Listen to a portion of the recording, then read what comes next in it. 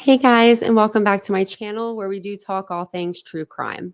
I also throw in a little life vlog there, so just want to throw that out. Thank you guys for joining me for yet another video upload. We are going to be discussing Ruby Franke today.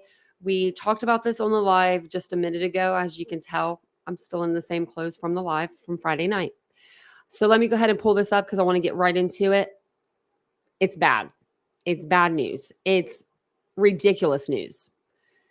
So Ruby Franke to enter plea agreement on child A charges, attorney says.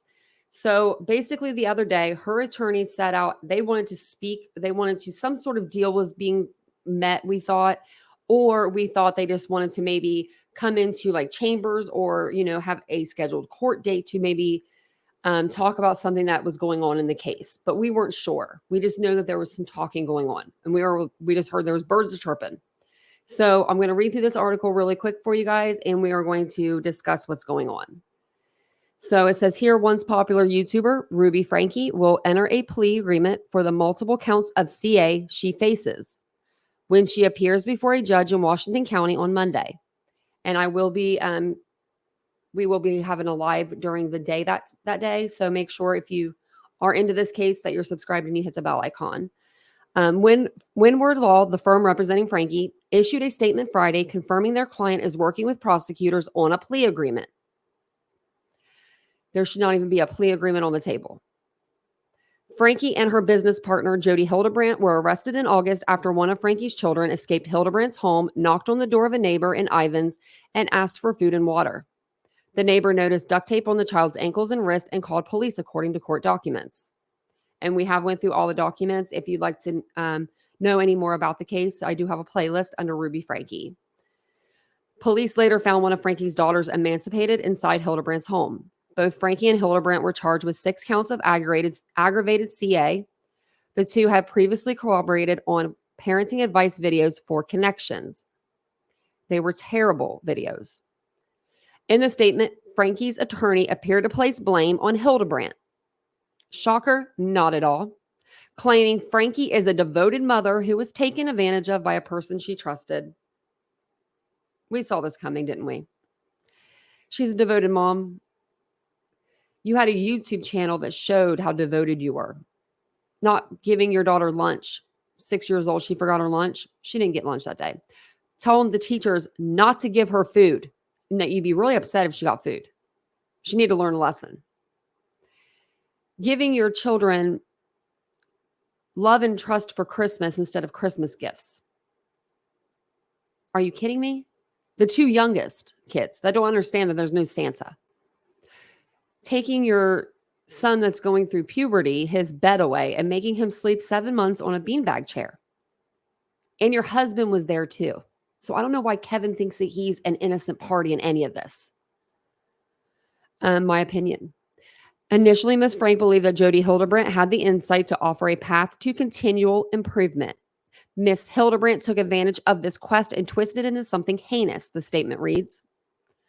Franke's lawyers say Hildebrandt systematically isolated Ruby Franke from her extended family, older children, and her husband, Kevin Franke.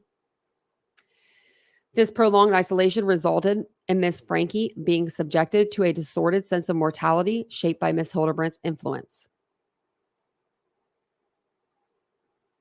She was doing the crap before Jodi. According to the law firm, Franke has engaged in introspection while in jail over the past several months and understands the full weight of her actions, meaning she's been reading into herself, getting to know herself, knowing what she did was wrong. Franke allegedly wants to take responsibility for her part in what occurred with her children. And I bet you she takes a small role and she just says that she left them there for a couple days not knowing or something, Demonstrating a sincere dedication to personal growth and rehabilitation, she has actively begun the process by reaching out to members of her family, the law firm statement continued. Through heartfelt apologies, she seeks to mend relationships and contribute positively to the healing journey of her family. Now I say this.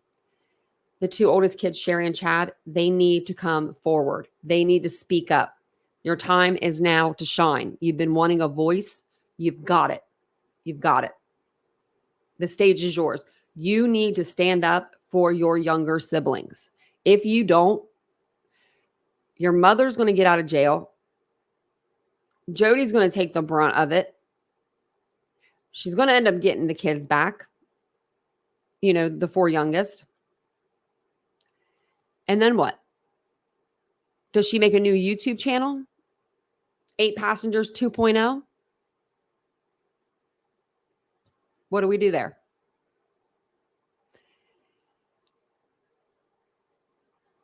Let me know what you guys think. I don't even know what to say because I'm just so upset over the situation. We've been covering this case since it happened. I've been following this family for a long time before it happened. So I knew previously about the children being abused. I knew previously about the taking away of, Christmas and taking away of property and no personal space and making them scrub floors with the toothbrush. And then, all of this comes out and you hear about another woman that worked at Connections with Jodi and with Ruby. And she has Ruby's 2 daughters at her house cleaning. Ruby's kids are at another woman's house cleaning. Why?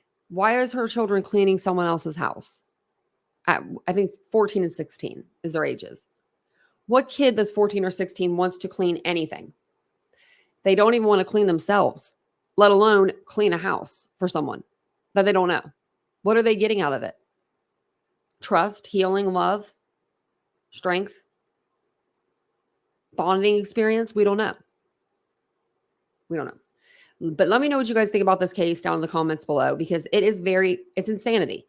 I mean, the woman literally put cayenne pepper and honey into this child's wounds and then covered it with what appears to be like duct tape. Like, that's what it looked like. The guy said the little boy had duct tape coming off of his body.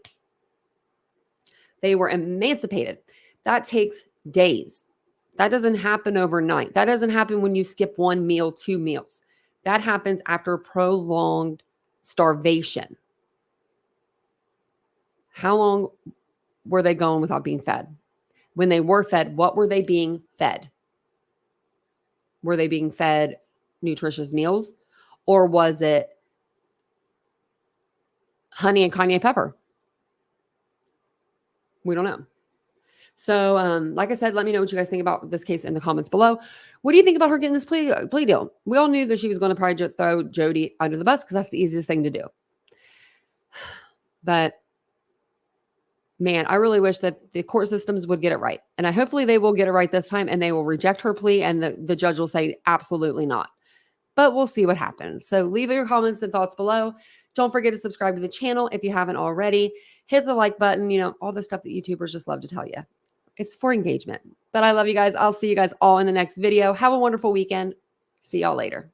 Bye, guys.